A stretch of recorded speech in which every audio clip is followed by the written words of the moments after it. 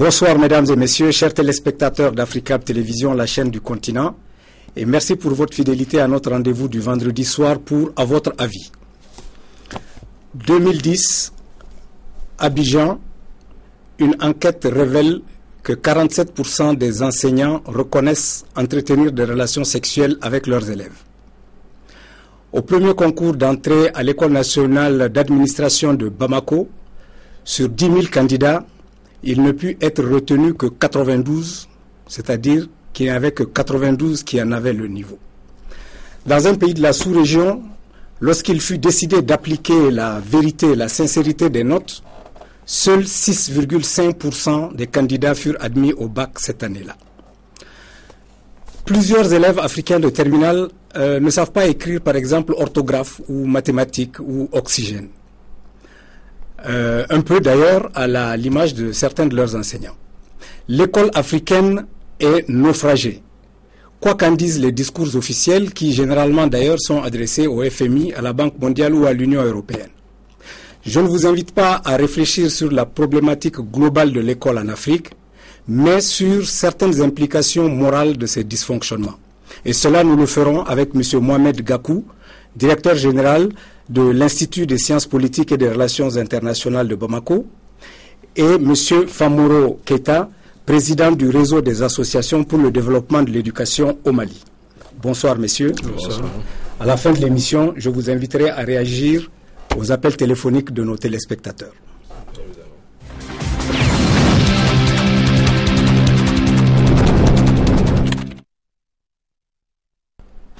Je vous invite maintenant à suivre notre micro-trottoir.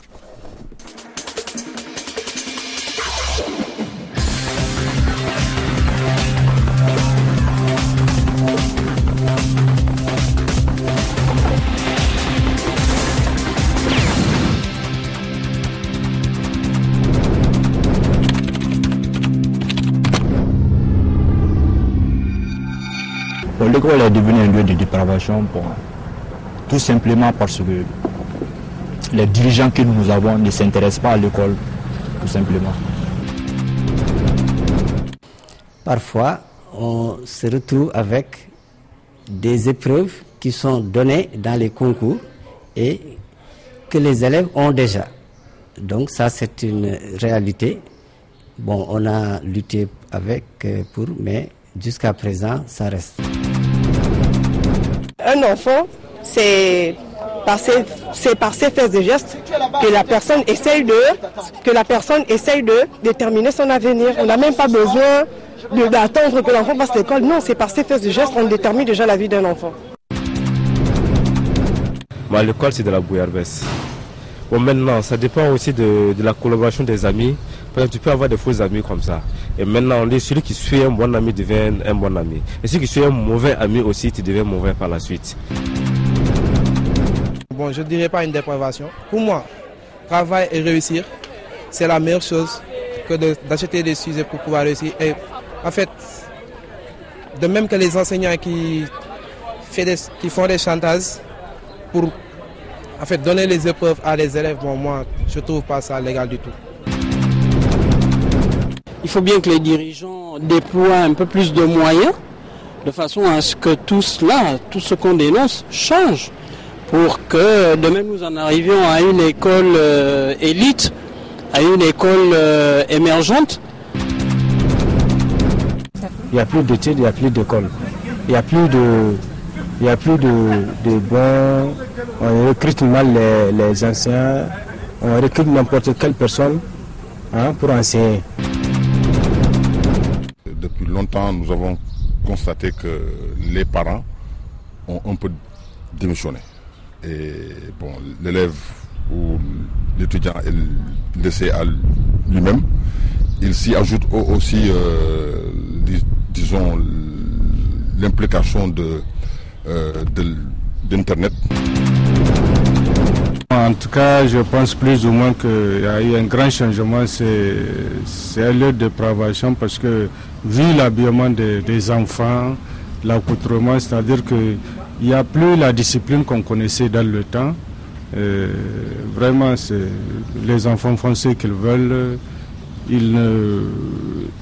Ça veut dire qu'ils ne respectent pas, réellement ils ne respectent pas, ils sont trop indisciplinés maintenant.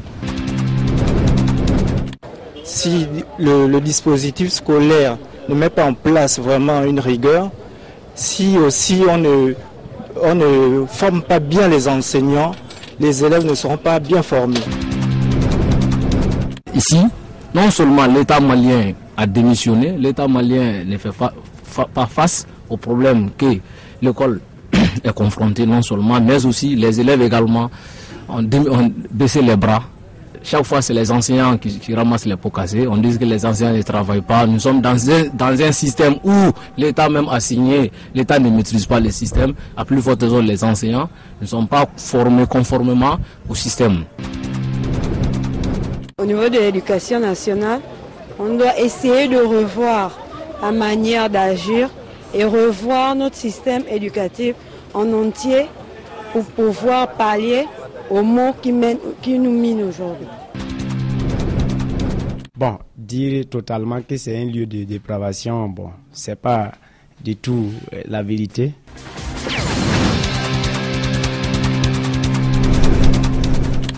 Voilà, messieurs, vous venez de suivre le micro-trottoir sur lequel on va probablement revenir au cours de l'émission. Mais je voudrais d'abord vous poser à tous les deux, en commençant par M. Gakou, la question de savoir quels sont les principaux mots qui minent l'école africaine. Merci beaucoup, M. Mariko. Tout d'abord, je remercie tous ceux qui nous regardent devant leur petit écran à travers la chaîne du continent. Et cette même chaîne du continent qui ose affronter frontalement les mots qui minent alors notre société et qui touche du doigt les sujets les plus brûlants. Je vous remercie pour cette belle initiative. En ce qui concerne franchement alors les mots qui minent le système éducatif, je dirais que c'est sûr de tout le monde. C'est seulement un secret de polichinelle à la date d'aujourd'hui. Rappelez-les nous. Les mots, en réalité, moi je dirais pas, alors qu'il y a, je ne vais pas aborder dans le même sens que certains, mais je dirais que nous ne sommes pas en train de suivre les textes. Nous sommes éloignés de l'orthodoxie de la pédagogie. Alors, nous manquons de rigueur dans le suivi. Et moi je pense que si, alors, tout cela est avéré, il va sans dire que nous récoltons des pots cassés à travers des comportements peu orthodoxes qui maintenant alors, sont monnaie courante malheureusement.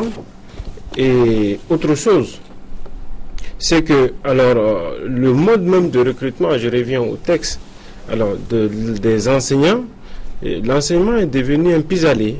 Donc c'est faute de mieux, donc il faut aller enseigner. Donc ce n'est plus une vocation.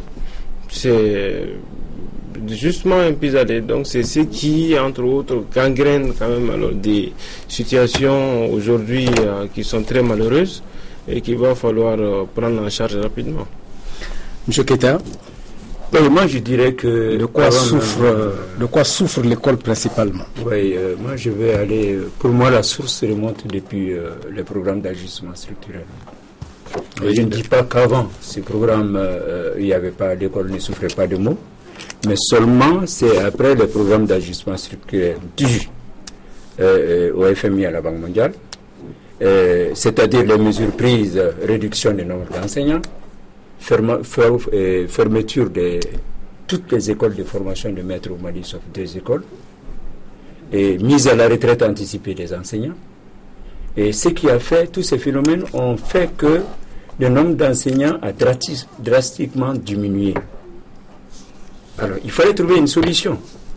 Il fallait recruter, comme l'a dit mon camarade, des enseignants de tous bords, qu'on a appelé des enseignants de tous bords. Alors, ils sont venus grossir le nombre parce qu'il y avait un manque à gagner qui était là. Il fallait recruter 2000 à 3000 enseignants par an. Et pour combler ces trous, on ne pouvait plus ouvrir rapidement toutes les écoles de formation de maîtres, qui sont aujourd'hui au nombre de 13 à 14. Avant, il ne restait que 2. Ce qui fait qu'on a été obligé de recruter ces jeunes sans formation de base. Ces jeunes qui ont été formés pour être mécaniciens, électriciens et autres, et qui se sont retrouvés après 45 jours, 1 mois ou 15 jours, devant les enfants. comment les États africains ont-ils pu accepter un tel désastre? Bon, puisque si l'école est atteinte à ce niveau-là, c'est-à-dire qu'au niveau même des formateurs, oui, c'est tout l'édifice qui est miné. C'est cool. Alors comment est-ce qu'on a pu accepter ça en matière de politique publique? Bon, moi, je peux être franc parce qu'en ce moment, au SNEC, le Syndicat national de l'éducation et de la culture, on a été au ministère de l'Éducation pour leur dire attention. Ce que vous allez faire, fermer les écoles de formation de maîtres, ce serait très grave pour le pays.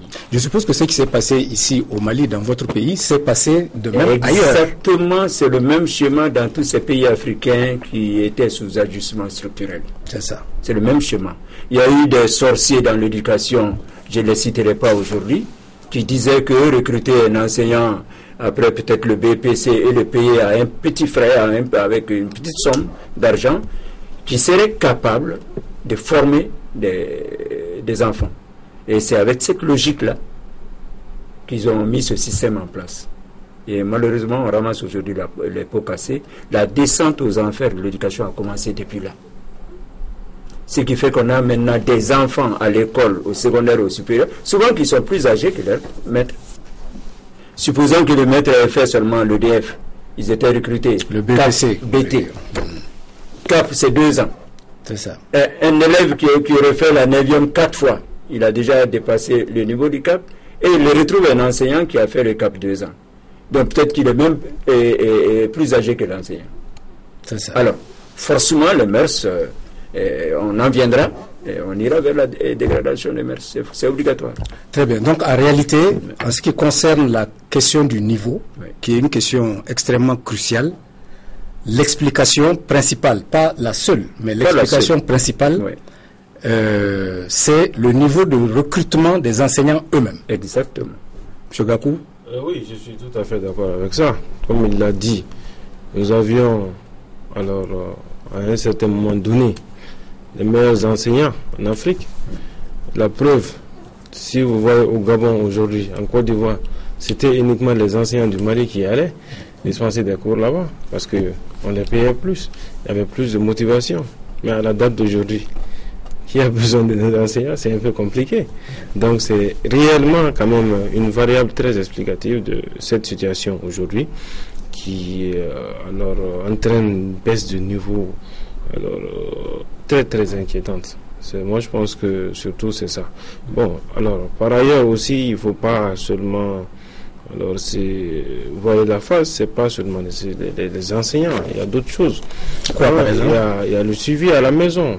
Il y a le suivi à la maison. Alors ça, c'est les parents, ça. Voilà, ça, c'est les parents. Il y a le suivi à la maison. Je me souviens, dans un passé récent, on ne pouvait pas se coucher avant de réciter ses leçons. Voilà. Donc, maintenant, je ne sais pas si c'est encore le cas. Et il faut quand même que l'élève passe, même si ça ne passe pas. Il faut trouver d'autres solutions pour que ça réussisse. Quitte à voir l'enseignant et tout. Donc, c'est ça un peu le problème, en réalité. Donc, ça motive quand même des comportements un peu orthodoxes qui, à mon avis, devront être pris en compte réellement pour sauver l'école. Alors, pour entrer dans le vif de notre sujet, le constat qu'on fait aussi, c'est que l'école est devenue un lieu de toxicomanie, un lieu d'alcoolisme, un lieu de tricherie, puisqu'on nous a même dit au cours du micro-trottoir que les épreuves se retrouvent entre les mains des élèves, bon, certainement vendues ou troquées contre autre chose. Prostitution. Tout ceci se retrouve dans nos écoles. Est-ce que c'est lié nécessairement à la question du recrutement des enseignants? Non, pas. Alors, comment l'école est-elle devenue ce lieu-là? Oui. C'est dû également au fait, ça c'est un phénomène important, c'est que l'État a démissionné. L'école, aujourd'hui, s'est privatisée, en quelque sorte. Mais l'école publique existe. L'école publique existe, mais comparez le nombre. Maintenant, il y a beaucoup plus d'écoles privées à Bamako que d'écoles publiques. Et là, l'État a vraiment baissé totalement les bras, laissant l'école dans la main des privés. Et comme vous le disiez tantôt, les parents ont carrément, je ne dirais pas carrément démissionné, mais ont quand même démissionné. Comme il a dit avant de se coucher, on récitait sa leçon. Mais maintenant, à 18h, 19h, c'est les feuilletons qui passent, les navets occidentaux qui passent sur nos télés. Et c'est la maman même qui est la première à suivre la télé avec ses enfants-là. On ne leur dira jamais, allez-y apprendre les leçons. Et on est prêt à mettre le paquet les jours de l'examen pour frauder. Ah, donc la mentalité de la fraude, voilà, elle est intériorisée par les parents. C'est par les parents même qui occasionnent la fraude. Quand on va au lieu d'examen, on voit des parents avec des belles voitures en train de chercher le correcteur pour les soudoyer. On se dit, mais au lieu de faire tout ça, si tu avais bien formé ton enfant à la maison, tu n'en serais pas là aujourd'hui. Mais les examens, ça n'a pas changé, il y a un léger mieux, mais la fraude bat son plein jusqu'à présent. Il va falloir vraiment qu'on réfléchisse à trouver une solution. Tant que la fraude existe, tant que ces petits moyens existent pour passer, alors on n'est pas encore sorti de l'ornière. Je ne pense pas.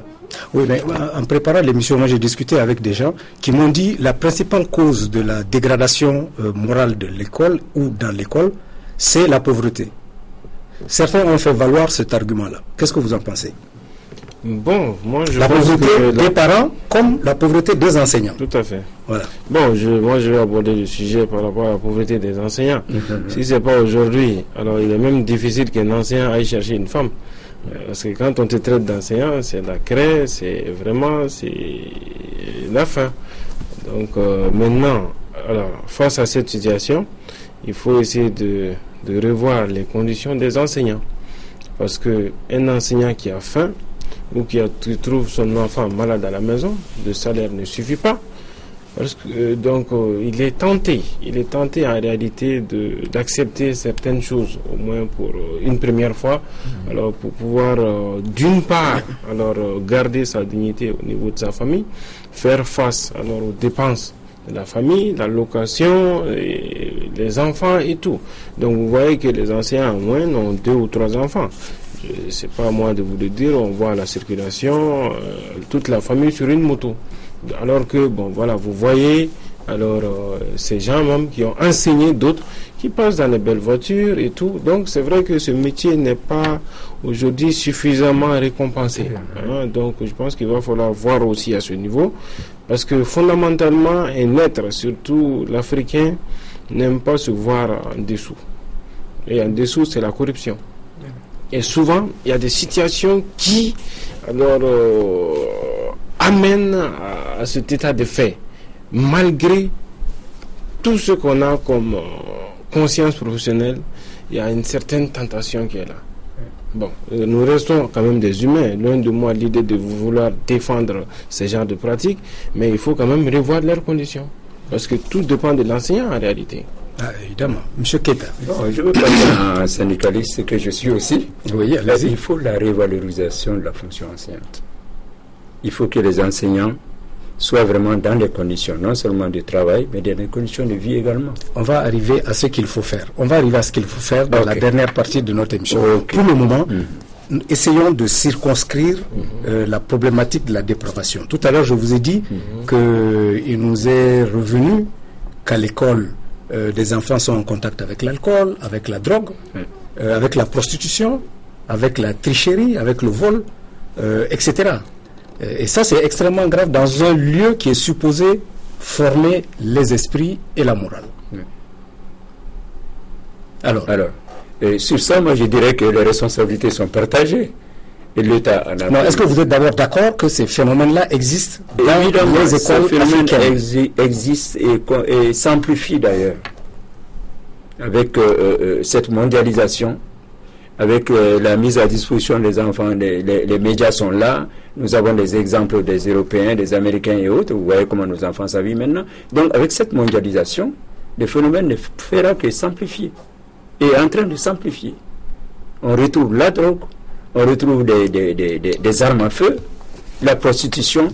Tout ceci, ils l'ont dit, c'est réellement ce qui existe dans nos écoles actuellement. Mais quand on dit qu'à Abidjan, dans la ville d'Abidjan, Abidjan fait 6 millions d'habitants, je crois, quelque chose comme ça. 47% des enseignants, sur la base d'une enquête officielle qui a été faite, 47% disent entretenir des relations sexuelles avec leurs élèves. C'est pas de la pauvreté, c'est pas... ça vient d'où, ça? Ça vient de la famille, de la cellule familiale. De qui? Je vous ai dit, il vient de le dire, les parents ont démissionné. Oui, mais le harcèlement existe aussi. Le harcèlement existe. Le professeur qui harcèle son élève. Oui, mais le harcèlement, il ne faut pas le voir d'un seul côté, justement.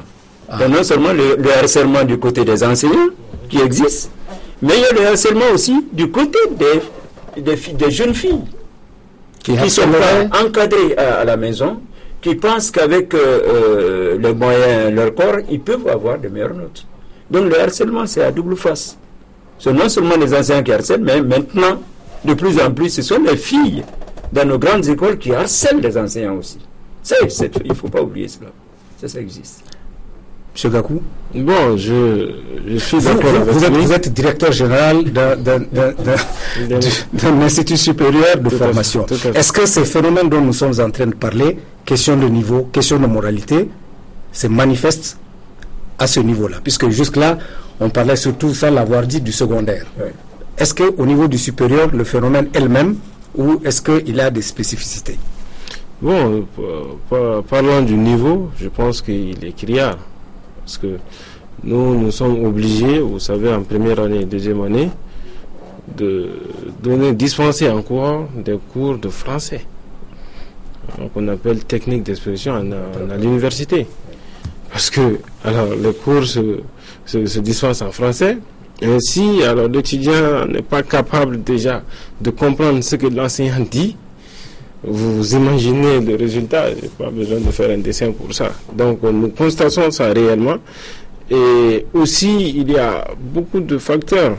En fait, vous voyez maintenant avec le langage SMS, vous avez les systèmes, les nouvelles technologies, alors qui font de nous de véritables mimétismes. On fait du mimétisme à tous les niveaux. Et ça, au su de tout le monde, bon, personne ne dit mot. Soit-disant, c'est parce que c'est leur âge, c'est la jeunesse, mais il y a aussi nos valeurs culturelles à ne pas laisser. Oui, mais le langage SMS, comment vous faites? C'est un langage universel et dominant. Comment on peut faire en Afrique ici pour s'en prévaloir? Je ne sais pas. Est-ce que c'est même possible? Puisque c'est quand même l'expression d'une certaine liberté. C'est ça. Mais en fait, je pense avoir pas bien saisi votre question. Si vous pouvez reformuler, parce que moi je pense que le langage SMS, on s'est approprie aujourd'hui. On l'utilise réellement ici. Oui, c'est ce que je dis. Oui? C'est exactement ce que je suis en train de dire. Parce que vous dites qu'il y a ce langage-là. C'est vrai, c'est un langage qui n'est pas fait pour améliorer la capacité à maîtriser la langue. Voilà. Mais je dis, c'est un média qui est utilisé, c'est sur le téléphone. Oui. Alors on fait quoi dans ce cas-là pour éviter que l'enfant n'utilise ce langage-là? Bon, il faut donner le bon exemple. Il faut donner le bon exemple. Bon, personnellement, je n'utilise pas le langage SMS. Si je dois envoyer un SMS, je l'envoie de manière correcte. Et je pense que ça interpelle la personne qui reçoit ce message de me renvoyer aussi un message correct. Est-ce que ça se fait? Dans la plupart des cas, ça se fait, mais souvent, j'essaye au moins, parce que la communication n'est pas seulement verbale, c'est à travers un comportement. Et je peux souvent leur dire que moi je n'arrive pas à déchiffrer. Oui, j'ai pris 5 minutes pour décoder ce message. La prochaine fois, il faut essayer de le revoir parce que moi je ne m'y habitue pas. Il y a le Facebook, il y a les mails. Bon, mais même vous êtes surpris de voir sur les demandes des étudiants ce même langage. Des demandes officielles adressées à l'administration. Et c'est pire au niveau du secondaire et du fondamental. L'orthographe souffre. Parce que ce langage-là est là. Oui, bien sûr. Ils l'utilisent tu leur donnes une dictée, ils utilisent ce langage-là. Pour eux, c'est ça. Donc c'est pour te dire que toutes les dictées, c'est toujours 0, 0, 0. L'enfant s'attend à ça. Et puis, vous voyez l'effet que ça fait. Donc ça, quelles sont les conséquences d'une telle mutation? Parce que c'est une véritable mutation. Oui. Tous les jeunes s'expriment dans ce langage-là aujourd'hui. Les conséquences, ils sont en train de vivre d'où ce plateau d'ailleurs. Oui, d'où ce plateau. Si vous voyez que nous sommes là en train de discuter réellement, de débattre des mots qui minent le système éducatif, c'est parce que ça a atteint un niveau de déliquescence très inquiétant, très aggravé. Oui, mais allez-y. Et ça, c'est grâce uniquement à ces comportements précités. Avec ce comportement précité et aussi au suivi familial, comme je vous l'ai dit. Parce que l'élève ou l'étudiant passe au maximum 5 à 6 heures de son temps à l'école. Mais tout le reste, c'est à la maison. Il y a la télé, voilà. À la maison ou dans la rue. Voilà, dans la rue, c'est ça. J'ajouterais que ça joue sur les apprentissages. Le maître s'évertue avec sa méthodologie pédagogique pour leur apprendre pour les apprentissages, mais les enfants avec les SMS et autres, ça joue sur les apprentissages. C'est ça. Alors pour revenir un peu aux questions de dépravation, quelqu'un m'a dit aussi, vous savez, l'obsession du diplôme coûte que coûte peut amener à certains comportements de la part des élèves. L'obsession du diplôme. Parce que nous sommes une société qui survalorise l'obtention d'un diplôme. Est-ce que vous en pensez, vous qui...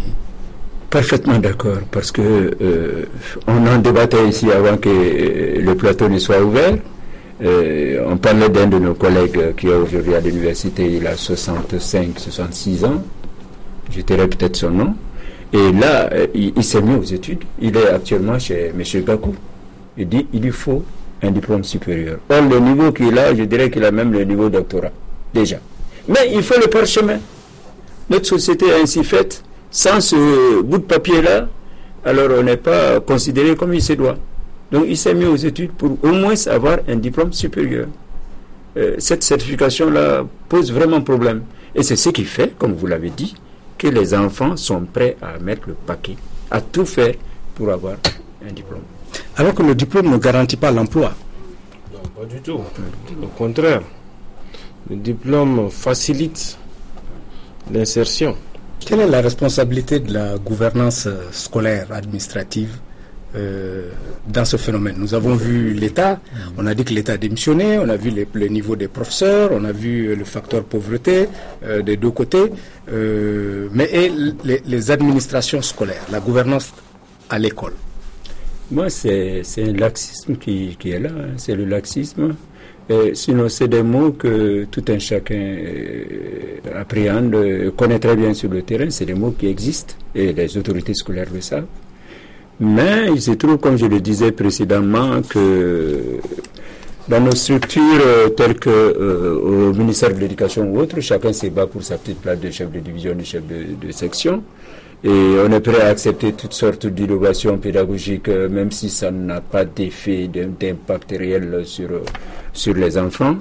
Je citerai par exemple la concomitance du français et du bambara qui est actuellement en cours et qui est en train de je ne dirais pas de massacrer, de mettre à genoux toute une génération d'enfants.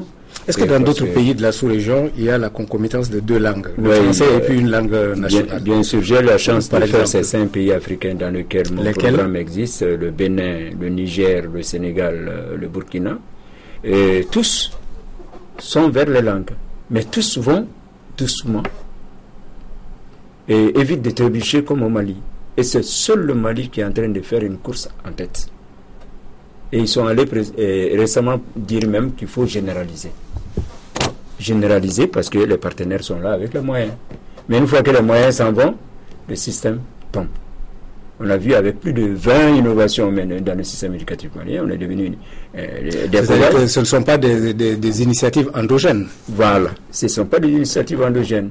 Ils viennent à la clé avec des gros sous. Et donc, les autorités scolaires tout de suite s'en accaparent et puis ça n'a pas de lendemain parce que c'est mal appliqué. C'est dans l'application que ça ne va pas et l'évaluation est toujours biaisée. Pourquoi? Elle les entend dire un élève qui suit ce bilinguisme-là, maintenant tu l'amènes au second cycle, il va occuper le premier rang, mais c'est archi faux. Ce sont les derniers de la classe dans les secondaires. Parce qu'ils ont un déficit en français qui est énorme par rapport aux autres élèves qui ont commencé en première année avec ce médium. Donc ce déficit fait qu'ils mettent du temps avant de le rattraper. Même s'ils sont ouverts à la vie, parce qu'ils ont commencé dans la langue maternelle, mais ce déficit en français est toujours là. Et au lieu de commencer par former d'abord les enseignants méthodiquement pour qu'ils soient en mesure de vraiment dispenser ces méthodes, ils ont commencé par utiliser ce que je dirais les grands moyens, des enseignants qui étaient formés dans ce curriculum de l'enseignement avec 15 000 francs jour. Et maintenant, on veut continuer avec 3 000 francs jour. Alors vous voyez ce que ça va donner. Ce qui fait que maintenant, ça ne va plus. Il n'y a même pas de locuteur souvent de certaines langues. On dit, bon, enseigne dans cette langue, alors que tu n'es pas locuteur dans la langue. C'est comment tu peux enseigner dans une langue dans laquelle tu n'es pas locuteur? Nous allons maintenant aborder la question de la vision. Quelle école pour les pays africains? Parce que là, manifestement, les États n'ont aucune vision, vu ce que nous avons entendu sur ce plateau. Il n'y en a pas, ça n'existe pas. Comme d'ailleurs dans beaucoup de choses, il n'y a pas de vision. Alors, contribuons à forger cette vision. Comment voyez-vous ou comment verrez-vous l'école qu'il faut pour les pays africains d'ici une génération, par exemple? Bon, moi je dirais, tu sais, le fait de dire chaque fois l'État n'a pas les moyens, moi je dis que c'est faux. C'est un faux débat. L'État a eu les moyens de former ces cadres aujourd'hui qui disent que l'État n'a plus de moyens pour former d'autres. En ce moment-là, il y avait peu de ressources. Actuellement, il y a beaucoup de ressources. Même si le nombre a beaucoup augmenté avec la démographie galopante que nous connaissons. Oui. Et quand on me dit que l'État n'a pas les moyens, je ne suis pas d'accord. On a vu des pays comme l'Inde avec 7% de leur budget qui ont pu, enfin, pas atteindre totalement la scolarisation universelle, en tout cas qui sont prêts d'atteindre l'éducation pour tous d'ici 2015. L'Inde, avec 7% de son budget. Et nous, ici, on dit que l'éducation utilise 33% du budget. Mais les 33%, tu enlèves les salaires, tu enlèves les grosses 4x4, tu enlèves les ordinateurs ou autres, il te reste peut-être que 18 ou 15%. C'est ça aussi. Et au lieu que ces 18% soient utilisés pour former les enseignants, on les utilise autrement. Ça veut dire que les moyens ne sont pas utilisés dans les bons contextes. C'est ça le problème. Moi, je ne suis pas d'accord qu'on dise que l'État n'a pas les moyens. La vision est que, moi, en tout cas pour le Mali, le cas du Mali. Parlons Afrique. Bon, pour le cas de l'Afrique. Parce que les problèmes sont les mêmes. Il faut que nos pays s'assument. C'est-à-dire, il faut que nos présidents qui sont là actuellement soient en mesure d'avoir un État fort. Je veux dire, il faut des États forts. Je vous donnerai un exemple. Ici, par exemple, en cas de discipline dans les écoles, le conseil de discipline se réunit, on dit, tel élève se comportement, mais tu sais que c'est l'État qui va te dire de reprendre le même élève. Il y a un laxisme qui est là, une faiblesse de nos États, qui fait que ce serait difficile. Maintenant, il faut que, dans les prochaines années, il faut des États forts. Tu es syndicat d'enseignants. Tu dis à tes membres, allons-y en grève. Il faut que l'État soit en mesure de leur dire, la loi veut que quand tu vas en grève, on t'enlève le nombre de jours grévés. Donc on les retranche de ton salaire. Vous êtes syndicaliste? Oui. Ah. Je suis non seulement membre du SNEC, mais membre également de l'UNT. Très bien. Donc il faut que l'État soit en mesure de s'assumer, de dire vous allez en grève pendant 3 ou 4 jours. Mais il est normal qu'on te retranche les 3 ou 4 jours du salaire. Mais quand on le faisait durant les 10 années passées là, c'est l'État même qui reversait l'argent encore aux mêmes enseignants, aux mêmes syndicats, qui reprenaient encore les mêmes grèves. Vous voyez que ça ne va pas. Il faut un État fort. On prend une décision, on s'en tient là. Ça c'est un.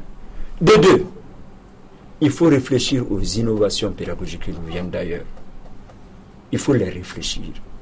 Il faut que ce soit endogène. Il faut que les acteurs qui sont dans nos écoles, dans nos classes, soient impliqués du début jusqu'à la fin. Sinon, ça va à l'échec. Et il ne faut pas que ces innovations soient liées surtout à l'argent. Chaque fois quand c'est lié à l'argent, si vous savez combien de milliards la Banque mondiale, les Néerlandais ont mis dans le curriculum de l'enseignement au Mali, vous n'en reviendrez pas. Mais quand c'est lié à l'argent, ça ne va pas. Monsieur Gakou, quelle vision Une vision pour l'école? Une école performante. Comment on y arrive lorsque le recrutement est défaillant, lorsque la pauvreté est ambiante, lorsque l'État est faible et complice, lorsque les parents ont démissionné? Comment on fait? Parce que je suis optimiste, d'autant plus que vous venez de poser un diagnostic. Quand on pose un diagnostic, c'est qu'on sait déjà ce qui se passe. Il faut maintenant chercher les remèdes. Oui, justement. Maintenant, les remèdes. À mon avis, il faut remettre à l'école cette lettre de noblesse à travers des pratiques orthodoxes. D'abord, quand vous parlez des relations entre enseignants et enseignés, il y a ce qu'on appelle la distance pédagogique. Une distance pédagogique qui réglemente le rapport enseigné-enseignant. Ça veut dire qu'il ne faut pas être très loin des enseignés pour frustrer et même biaiser le message à transmettre. Il ne faut pas être très proche aussi, parce que la proximité crée aussi la promiscuité. Donc, c'est ce qu'on appelle la distance pédagogique. Et ça, on doit le rappeler. On doit revenir au règlement intérieur. Je suis désolé, mais je passe dans beaucoup d'établissements. Je ne sais même pas ce que ça veut dire. C'est pas que je fais la publicité de l'esprit, mais dans toutes les classes, dans toutes les salles, quand même à l'esprit, vous verrez le règlement intérieur. À titre de rappel, parce que nous sommes des humains, nous sommes tentés. Mais quand on sait que nous sommes en train d'aller à l'encontre de ce règlement, nous nous exposons à des sanctions. Et c'est ce qu'il faut revaloriser aujourd'hui. Et mieux que ça, on ne doit pas seulement alors rendre l'école performante, mais on est obligé de rendre l'école performante. Parce que c'est de l'école que sont nos cadres. Et la destinée de nos pays dépend de nos cadres. Et on parle de mondialisation aujourd'hui, on parle de globalisation aujourd'hui, c'est seule la compétence qui paye. Ce n'est plus le mérite de la plutocratie, qui elle-même est la seule valeur significative de la kleptocratie. Non, c'est la compétence. Il faut maintenant un regain de conscience que nous essayons de revoir et de redynamiser, comme je l'ai dit tout à l'heure, de donner à l'école ses lettres de noblesse à ce niveau. Et engager tout le monde, puisque nous sommes tous d'accord ici que les responsabilités sont partagées. Il y a eu le forum sur l'éducation, avec combien 490 revendications. Mais à la date d'aujourd'hui, combien nous avons exécuté? Combien est-ce que nous avons mis en œuvre? Moi, je ne sais même pas, je sais que ça ne vaut pas le 10e.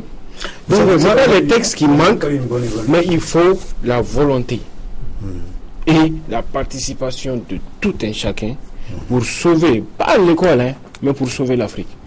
Voilà, parce que je crois que le problème se pose en termes effectivement de sauvetage et d'Afrique.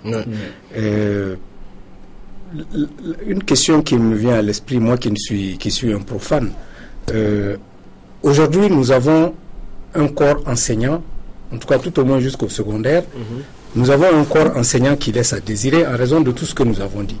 Comment on améliore ce qui existe et qui n'est pas bon?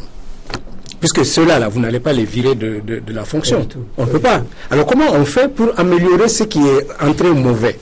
Ok. Moi, je n'avais pas terminé à faire des propositions. Parce que moi, j'aurais proposé qu'il faudrait améliorer l'accès. C'est-à-dire l'accès en créant de nombreuses écoles à travers nos pays. Il faut non seulement améliorer l'accès, mais il faut améliorer également la qualité.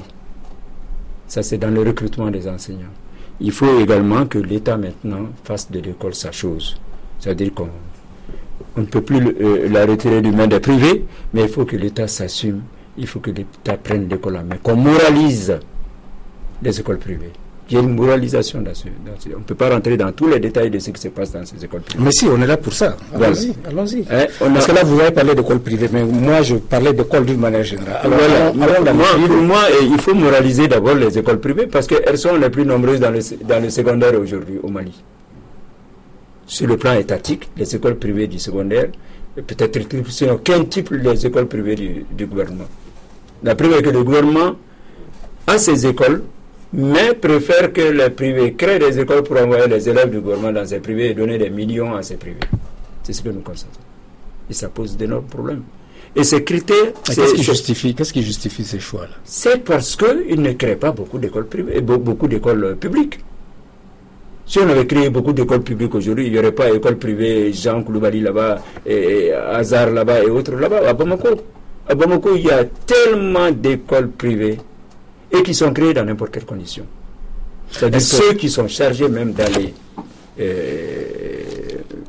localiser et faire un plan de ces écoles ou bien donner c'est-à-dire la création, favoriser la création d'ouverture de l'école, sont ceux-là même qu'on essaie de soudoyer d'abord pour qu'ils acceptent l'école telle qu'elle est. C'est-à-dire souvent tu trouves des enfants déshabillés dans les classes parce que tellement il fait chaud, c'est comme des poulaillers. Souvent il y a des familles qui dorment dans les classes la nuit, le matin ça devient école. Il y a tout ça à Bamako. Est-ce que le phénomène est généralisable à la sous-région? Bon, la sous-région, je dirais que c'est à peu près la même chose. Sauf que, par exemple, au Bénin, ils sont allés à l'école l'école obligatoire et gratuite. Au Bénin, ils sont allés à ça, mais ils ont aujourd'hui d'énormes problèmes également dans ça, parce que tout le monde est venu. Je mérite que mon enfant soit à l'école puisque c'est gratuit. Oui, même lorsque les écoles sont en paillotte, en lutte et en matériaux précaires, qui font que soit à l'entrée de l'hivernage, soit pendant les grosses chaleurs de mars, avril, mai, les conditions d'enseignement soient insupportables à l'intérieur. C'est ça. C'est pour cela que je voudrais qu'on moralise ce secteur-là. La création des écoles privées. Et si on arrive à faire ça, et que l'État s'assume, prenne ses responsabilités, crée des écoles. Essaie d'enlever de la main des privés l'école. Et que l'école devienne publique, gratuite. C'est dans la Constitution. Hein. L'école malienne est laïque, est obligatoire et gratuite, ils ont dit. Mais évidemment, on ne peut pas avoir une gratuité totale d'une école. Chez nous, ici, c'est pas possible. Très bien, messieurs. C'est dans la Constitution. Nous allons continuer, mais nous sommes arrivés à la fin de la première partie de notre émission. Nous allons passer aux appels téléphoniques. Ça ne nous empêchera pas de revenir sur les aspects sur lesquels vous souhaitez revenir. Okay.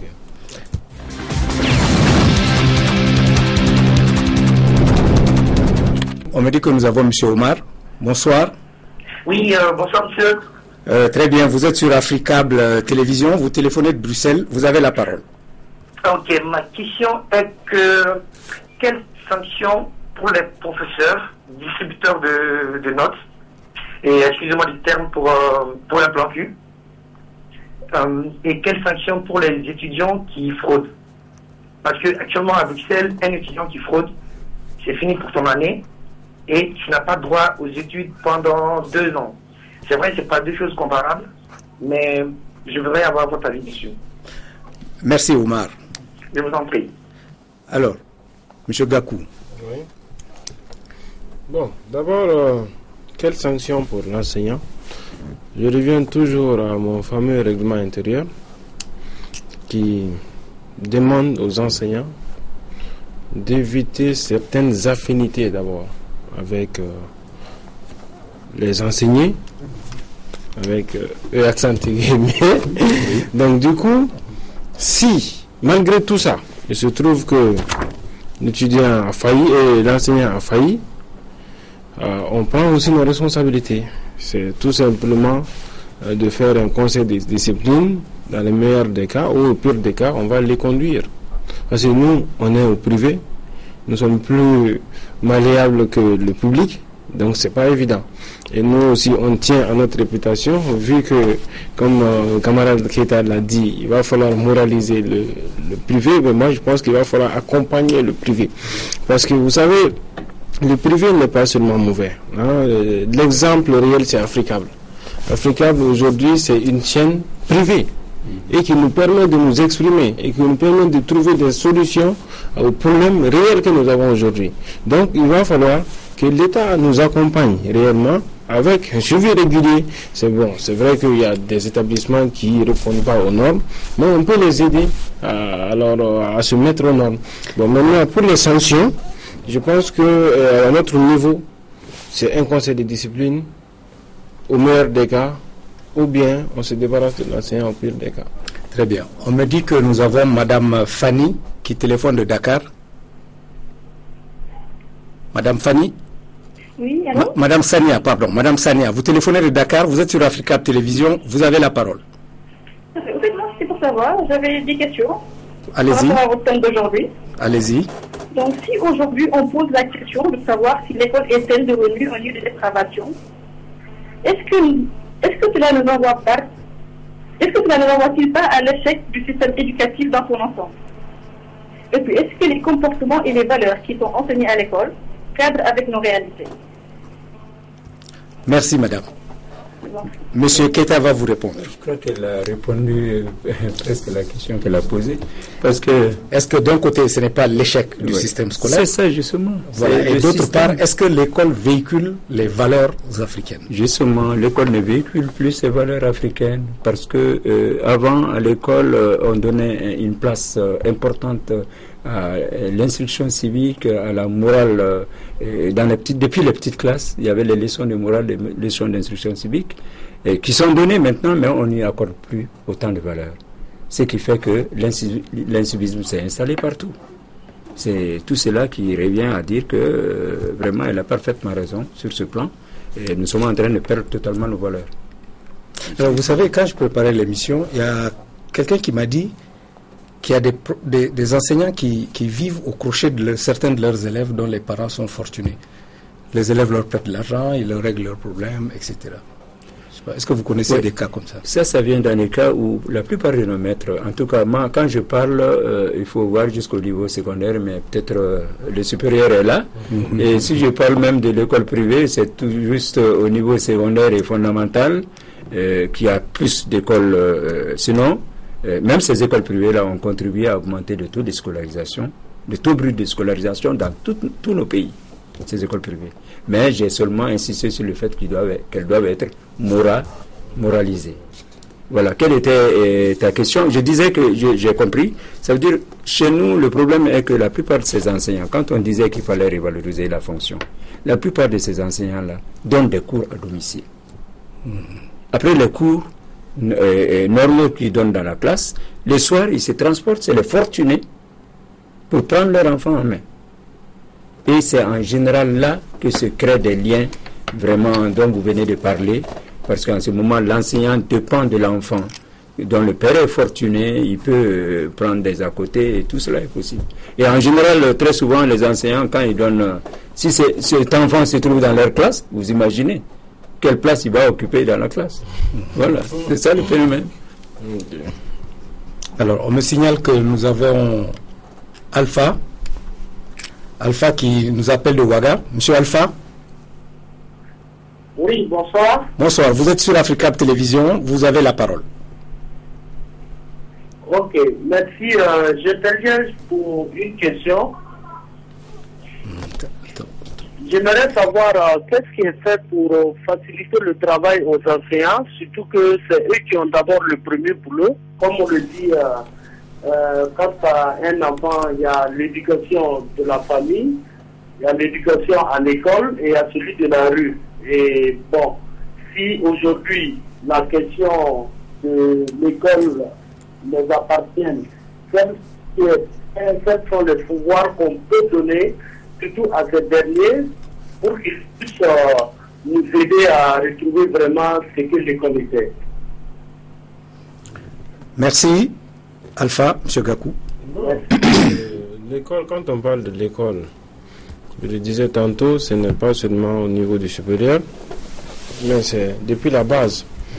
Donc, depuis la base, comme vous l'avez dit, la question a été un peu esquivée à un certain moment donné. Qu'est-ce qu'il faut déjà pour redynamiser alors les enseignants qui ont été pris dans le tas et tout? Moi, je pense que au lieu d'investir ailleurs, il faut déjà voir les acquis que nous avons, et les valoriser et les enrichir à travers des formations réelles. Une école, l'enseignement, ce n'est pas par rapport aux autres métiers, c'est pas 12 mois sur 12. C'est 9 sur 12. Donc le reste des 4 mois, on peut essayer de mettre ça en profit pour essayer de récupérer réellement alors ce qui est possible, de les inculquer alors cette dimension sacerdotale, comme il l'a dit, de l'enseignement, et que non que ça ne soit plus un pis-aller. Et ceux qui ne sont pas prêts à ça, alors essayer de trouver ailleurs, parce que tout le monde ne peut pas être aussi enseignant. Bon, comme il l'a dit, lui-même il dit que les responsabilités sont partagées. On va excusez-moi M. Gakou, nous allons prendre le dernier intervenant au téléphone. M. Koulibaly. Oui, bonsoir M. Koulibaly, vous téléphonez de Bamako, vous avez la parole. Oui, M. Koulibaly, vous êtes en ligne, vous avez la parole. Ok. Le thème, il s'agit de la dégradation de l'école, non? Oui, c'est bien ça. Ah, ok. Bon, vous savez, le programme c'est centré sur deux facteurs. Avec le changement perpétuel du système dans ce point, ce pays est devenu un laboratoire. Les bailleurs financiers amènent leur système et nos dirigeants nous recommandent d'appliquer ces systèmes sans pour autant analyser les avantages et les conséquences. Le plus pire encore, nos autorités scolaires savent très bien que nos enfants sont victimes de ces systèmes, mais ils ne cherchent pas à freiner ce système. Ils encouragent chaque jour à appliquer sur les enfants d'autrui, alors qu'eux-mêmes n'envoient jamais leurs propres enfants dans nos écoles publiques maintenant. Et nous, les enseignants, on a beau crier et dénoncer ce système avec rigueur et parfois même avec violence dans nos propos, mais toujours rien. Quand on critique le système des autorités, c'est-à-dire les conseillers pédagogiques et les DECAP, nous disent que nous sommes l'ennemi de notre propre pays. Ils disent aussi qu'aucun pays ne peut se développer sans sa langue maternelle, alors qu'eux-mêmes n'envoient jamais leurs propres enfants. D'accord, M. Koulibaly. Nous avons compris vos préoccupations.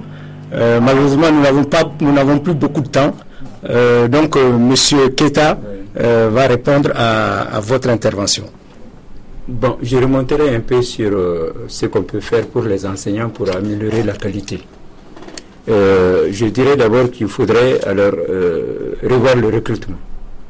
Heureusement, dans ces pays-là, il y a des écoles de formation de maîtres maintenant. Mais il faudra surtout recycler constamment et périodiquement les enseignants qui ont été recrutés. Ça, c'est fondamental. D'accord. Et il faudra un suivi régulier. Parce qu'un exemple, je viens de Sikasso, où j'ai visité certaines écoles qui sont des méthodes alternatives, de SSAP, la stratégie de scolarisation accélérée, qu'on appelle dans d'autres pays passerelles. Le Burkina, le Niger et le Mali sont sur le système avec la Fondation Strom et le BIT maintenant. Là-bas, les enfants, on les prend de 8 à 12 ans, on les forme 9 mois de l'année et on les transfère en 4e année de l'école fondamentale. Mais les enseignants sont motivés, sont dans les conditions, sont suivis régulièrement. C'est le manque de suivi qui fait que le niveau des enseignants n'est pas tellement ça. Bien, ensuite, revenons au fait... Nous sommes arrivés au terme de l'émission, mais je crois que l'essentiel a été dit. Je vous remercie beaucoup, Monsieur Gakou et Monsieur Keita. Et la semaine prochaine, nous ouvrirons le débat sur l'Afrique dans le commerce mondial. Comme vous le savez, vous pouvez participer à cette émission en téléphonant au 00 223 44 20 80 80, en envoyant vos SMS au 00 223 74 22 59 73 et vos mails à votre avis @africabletelevision.com. Merci pour nous avoir reçus chez vous. Bonne soirée à vous tous et à vendredi.